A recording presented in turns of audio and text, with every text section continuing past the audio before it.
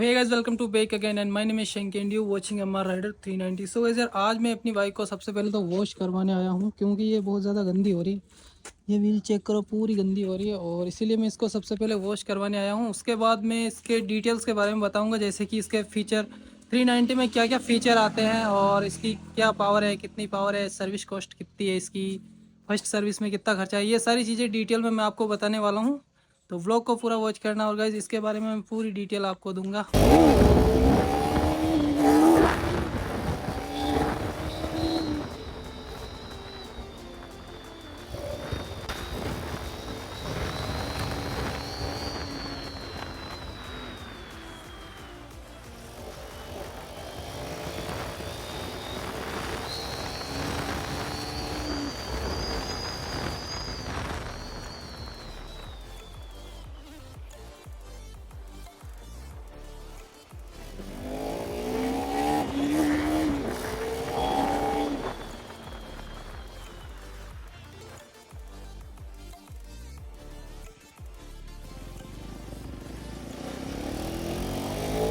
तो है गाइस, आज मैं आपको 390 के बारे में कुछ अपडेट्स देना चाहता हूं, जैसे कि अगर आप ख़रीदना चाहते हो इसमें क्या क्या फ़ीचर्स आते हैं, कितना सर्विस कॉस्ट लगता है, कितना खर्चा आता है, पेट्रोल कितनी पीती है, तो ये सब मैं आपको डिटेल्स बताने वाला हूं। तो सबसे पहले तो गाइस बाइक को चेक करो कैसी लग रही है। अभी जस्ट मैं वॉश करवा के लेके आया हूँ, सीधा वॉश करके यहीं पर लेके आया हूँ वीडियो बनाने के लिए। और गाइस फर्स्ट तो आपको बताता हूँ मैं, अगर आप 390 ऑन करते हो तो एक चीज़ तो हमेशा ध्यान रखना, ये एवरेज देती है भाई। लोग बोलते हैं 25 का देती है, 20 का देती है। भाई मेरे को पता है, अगर तुम ना अगर 100 के अप्रोक्स चलाओगे ना इसे, तो ही ये देगी 25 का, 20 का। बाकी तो भाई है ना, मैं बोल रहा हूँ एवरेज नहीं देती है ये बाइक। लोग बोलते हैं बट नहीं देती है। मेरे को पता है, जहाँ तक मैं इसको चलाता हूँ ज़्यादातर मैं इसको 150 के अप्रोक्स चलाता हूँ, तो उस टाइम ना गाइज ये सिर्फ 15-16 का एवरेज देती है, उससे ऊपर नहीं देती है, कभी भी नहीं देती है। मेरे को पता है 15-16 का एवरेज ही देती है, ज़्यादा उससे ऊपर नहीं देती है, क्योंकि मैं चलाता ही भाई ऐसे ही हूँ। वाईफाई 150 के अप्रोक्स तो चलाते ही हूँ, तो ये ज़्यादा एवरेज नहीं देती है। और मेरे को इसको ऑन करते हुए मेरे को अभी 7-8 महीने हो चुके हैं, तो मेरे को भाई इतना सा मेरे को नॉलेज है। और अभी गाइज क्या चलिए मैं आपको बताता हूँ, 1 मिनट। स्विच ऑन करते हैं और ये सबसे पहले रेडी टू रेस लिखा आता है। और गाइज अभी ये चेक करो, ट्रिप 1 ये अभी चली है 8790 ओनली फॉर, अभी 9000 किलोमीटर भी नहीं चली है। और ये पीछे का टायर खा गया पूरा। पीछे का टायर मैंने पूरा नया डलवाया, इसको डलवाया भी कम से कम 1 महीने से ऊपर हो गया, 1 महीने पहले ही डलवा दिया। मतलब ये 7000 किलोमीटर तक चली थी ना, 7000 किलोमीटर पे ही ये टायर खा गई भाई, देख लो। ठीक है, और ये टायर मेरे को अप्रोक्स 7000 रुपये के आसपास पड़ा था। और इसमें कुछ मोड दिखाता हूँ मैं। मोड्स में इसमें ये मोड है स्ट्रीट मोड, राइड मोड में आते हैं स्ट्रीट, ट्रैक और रेन मोड। रेन मोड में गाइस अगर बारिश वगैरह होता है ना, कीचड़ वगैरह कहीं पे होता है, तो उस टाइम पे हमें रेन मोड में चलाना चाहिए, क्योंकि बाइक का पीछे का जो चक्का होता है टायर, वो स्लिप नहीं मारता है ना।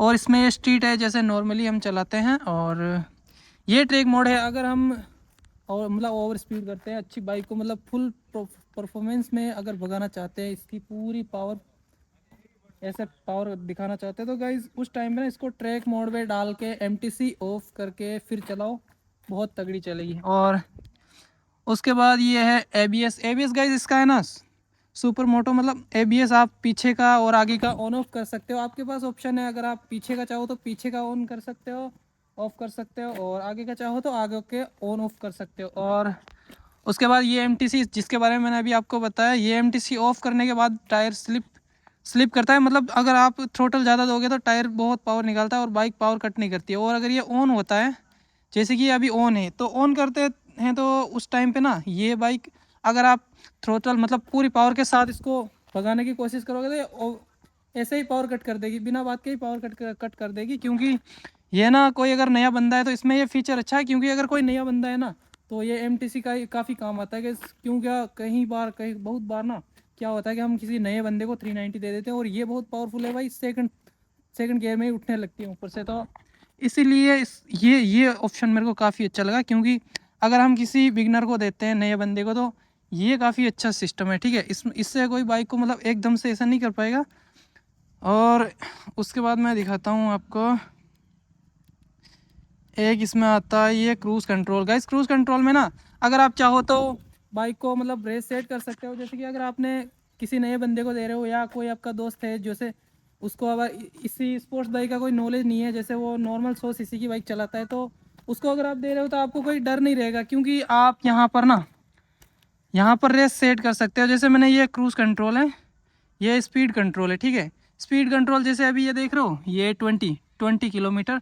तो अगर मैं यहाँ पे सेट कर दूंगा ना तो भाई ये थ्रोटल कितना ही दे दो, ये इससे कोई फ़र्क नहीं पड़ेगा, 20 से ऊपर जाएगी नहीं, क्योंकि यहाँ मैंने 20 सेट, ऐसे जैसे ये 20 है वैसा आप कितने भी सेट कर सकते हो, 20, 50, 30, 40, 100, जितनी आप चाहो उतनी इसको सेट कर सकते हो। जिसके हिसाब से मतलब कोई नए बंदे को दोगे ना तो इससे ऊपर नहीं ले जा सकता है, ठीक है। और दूसरी बात इसके ऊपर ये क्रूज़ कंट्रोल में क्या होता है गाइस, जैसे कि आप क्रूज़ कंट्रोल ऑन करते हो और ये माइनस प्लस है, अगर आप स्पीड को चाहो तो यहीं से आगे पीछे कर सकते हो, इसका कोई काम नहीं रहेगा उसके बाद क्रूज़ कंट्रोल ऑन ऑफ करने के बाद में। और क्रूज़ कंट्रोल के बाद और फीचर दिखाता हूँ मैं आपको। इसमें अभी आप ट्रैक मोड करोगे तो ट्रैक मोड में ना आपकी बाइक का ये डिस्प्ले देख रहे हो, ये वाला सीन रहेगा। अभी इसके सर्विस की बात करते हैं तो 390 में मैंने जब फर्स्ट सर्विस करवाई थी तो फर्स्ट सर्विस में ना इसमें सिर्फ 3700 रुपये अप्रोक्स खर्चा आया था। और जब सेकंड सर्विस करवाई तो भाई उसमें बहुत ज़्यादा खर्चा आया था। उसके जो मतलब सेकंड सर्विस में ना मेरे को ये ब्रेक पैड नए डलवाने पड़ गए थे। ये ब्रेक पैड मेरे को कम से कम पड़ गए थे, ब्रेम्बो के ब्रेक पैड है, तो वो 3500 रुपये के, केवल ब्रेक पैड ही 3500 रुपये के पड़ गए थे। बाकी का जो इंजन ऑयल है और छोटा मोटा जो खर्चा है वो अलग से करके बाकी हो गया। बाकी सेकंड सर्विस में ये 5,500 रुपये का अप्रोक्स खर्चा आया। और थर्ड सर्विस तो अभी मैंने करवाई भी नहीं है। भाई मैं आपको सीधी सी बात बताता हूँ, अगर आप इस बाइक को ना मतलब मान लो आपने केस ले ली, पूरा पैसा केस दे दिया, और उसके बाद भी अगर मैं बताऊँ आपको एक महीने का कितना खर्चा आएगा, तो ये बाइक आपको देख लो महीने में अगर आप 1000 किलोमीटर भी चलाते हो ना तो ये बाइक तुम्हें देगी कम से कम 16-17 का एवरेज देगी, उससे ऊपर तो देगी नहीं। तो मान लो तुम कम से कम भी मान लो तुम हर महीने का 7 से 8 हज़ार रुपये तो इसको चाहिए ही चाहिए। उसमें सारे ऐड कर दो, आप सर्विस वगैरह सारी ऐड कर दो, पर हर महीने का 7-8 हज़ार रुपये तो इसका खर्चा चाहिए ही चाहिए। बस 5-6 हज़ार रुपये तो पेट्रोल चला जाएगा, और बाकी इसका 2 हज़ार रुपये हर महीने की सर्विस ऐड कर लो, तो भाई हर महीने में 7 से 8 हज़ार रुपये इसको चाहिए, बस बात ख़त्म, और कुछ नहीं है। बाकी बाइक चलने वलने में एक नंबर है, बाइक में कोई कमी नहीं है, ठीक है। तो गाइस व्लॉग को करते हैं यहीं पे एंड। अगर व्लॉग अच्छा लगा हो तो गाइस प्लीज़ एक लाइक कमेंट शेयर और सब्सक्राइब जरूर करना चैनल पर यार। और ये लोकेशन पे आया हूँ मैं आज, देख रहे हो।